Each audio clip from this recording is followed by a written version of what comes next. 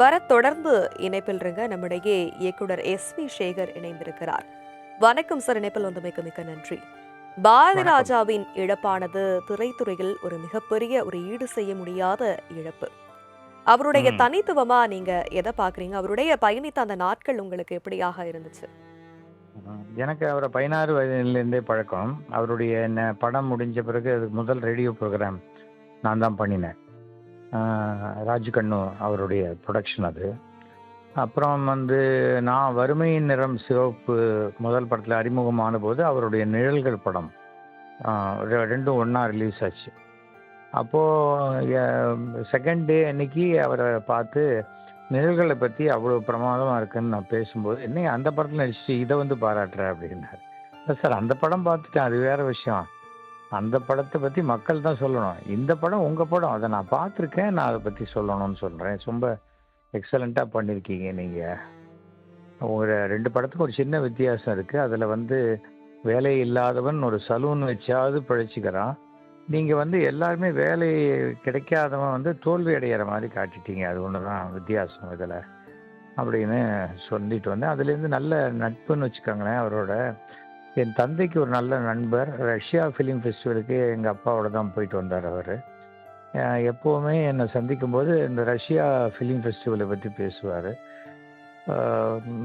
ரொம்ப நாலேஜபிள் பர்சன்யா, அதனால தான் நீ இப்படி இருக்க அப்படிம்பார் என்ன. ஒரு தடவை வந்து அந்த படைப்பாளிகள் சங்கம்னு ஒன்று ஆரம்பித்த பொழுது அவரோட இன்னும் நெருங்கி பழகக்கூடிய வாய்ப்பு கிடைச்சது. ரொம்ப எமோஷனல் பர்சன். அன்புன்னா அப்படியே அப்படியே கண் கலங்கிடுவார் அவர். கோபமா உடனே வெளிப்படுத்துவார். இந்த மாதிரியான ஒரு ஒரு உண்மையான கலைஞன்னு வச்சுக்கோங்களேன். அந்த காலத்துல பாலச்சந்தர், பாரதி ராஜா அப்படிதான் அந்த ஈக்குவேஷன் ஒருத்தருக்கும் சொல்லும் பொழுது. சினிமா ஷூட்டிங்லாம் அப்போ செட்டில் தான் நடக்கும். பக்கம் பக்கமாக வசனம் பேசுவாங்க. அந்த காலகட்டத்தில் கேமராவை எடுத்துக்கிட்டு கிராமத்துக்கு போய் கிராமிய மண் வாசனையை மக்களுக்கு காண்பித்தவர் பாரதிராஜா. அதுல எந்த விதமான மாற்று கருத்தும் கிடையாது. அதுக்கு பிறகு சினிமாவினுடைய விஷுவல் பரிமாணமே மாறிச்சு. இன்னைக்கு வயதாச்சு, 84 வயசு, இன்னொரு 10 வருஷம் இருந்திருந்தா கூட யாரும் ஒன்றும் சொல்லியிருக்க போறதில்லை. ஆனால் அவருடைய மகனுடைய இறப்பு அவர் ரொம்ப பலகீனமாக்கிடுச்சு. ஆக்சுவலாக டைரக்ஷனுங்கிறத முடிச்சுட்டு அதன் பிறகு நடிகராகவே பல முன்னணி கதாநாயகர்கள் படத்துல ஒரு நல்ல ரோல்லாம் ஆக்ட் பண்ணாரு. குரல், கம்பீர குரல் அவருக்கு.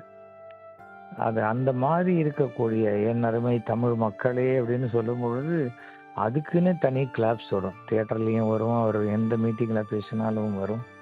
அந்த மாதிரியான ஒரு பர்சன், ஒரு போராளி. எந்த விஷயமா இருந்தாலும் நம்ம அதை பத்தி பேசி இது பண்ணணும் அப்படின்னு நினைக்கக்கூடியவர்.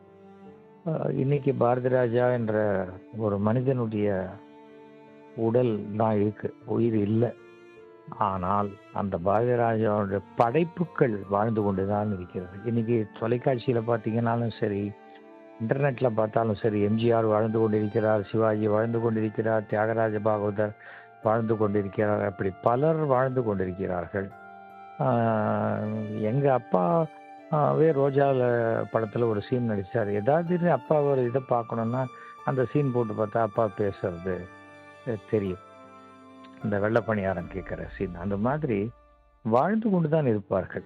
அதே போல பாரதி ராஜா ஏதோ அவர் வந்தாரு, டைரக்ட் பண்ணாரு, போனாருங்கிறது மாதிரி இல்லாமல் ஒரு பெரிய யூனிவர்சிட்டியே கிரியேட் பண்ணியிருக்காரு. இனிமேல் இயக்குனராக வரணும்னு நினைக்கிறவங்க யாராக இருந்தாலும் அவருடைய படத்தை மாத்திரம் ஒரு மாசத்துக்கு டெய்லி போட்டு பார்த்தாலே அவங்க படம் டைரக்ட் பண்ற அளவுக்கு வந்துடலாம். அந்த அளவுக்கு ஒரு மிகப்பெரிய ஒரு சொத்தை அடுத்த தலைமுறைக்கு விட்டு சென்றிருக்கிறார் பாரதி ராஜா. அது மிகப்பெரிய ஒரு ஆளுமை. ஒரு யாரா இருந்தாலும் நான் நடிக்க வச்சு காட்டுவேன் அப்படிங்கிற அவரே ஒரு நல்ல நடிகர். அவர் செட்ல நடிச்சு அந்த நடிச்சதுல 50% நடிச்சாலே அந்த ஹீரோக்கு பெரிய பெயர் வரும். பல ஹீரோயின்களை தமிழ்நாட்டில் அறிமுகப்படுத்தியவர். ராதிகாலேருந்து எத்தனையோ பேர் அறிமுகப்படுத்தி எல்லாரும் பெரிய ஹிட் ஆன ஆர்டிஸ்ட். ரேவதி, அந்த மாதிரி எத்தனையோ பேரை இன்ட்ரடியூஸ் பண்ணியிருக்காரு அவர். அது அவர் மகனுடைய மறைவு அவரை ரொம்ப பலகீனப்படுத்தி விட்டது.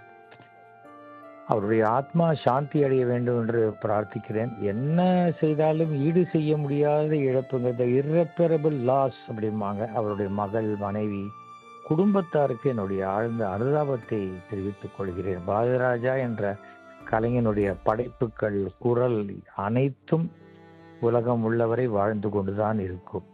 அவருடைய ஆத்மா சாந்தி அடைய என்னுடைய பிரார்த்தனைகளை செய்து கொள்கிறேன். என்னுடைய நமஸ்காரங்களை தெரிவித்துக் கொள்கிறேன். நிச்சயமா சார், அவருடைய பணியாற்றிய அனுபவங்களை பகிர்ந்துக்கீங்க. அது மட்டும் இல்லாம அவருடைய இடத்தை வந்து யாராலும் நிரப்ப முடியாதுன்றதே பார்க்கலாம். திரைத்துறையில அவருடைய பங்களிப்பா நீங்க என்ன பாக்குறீங்க சார்?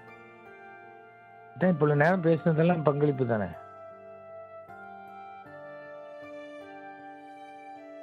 இணைப்புல வந்து உங்களுடைய அனுபவங்களை பகிர்ந்ததுக்கு நன்றி சார்.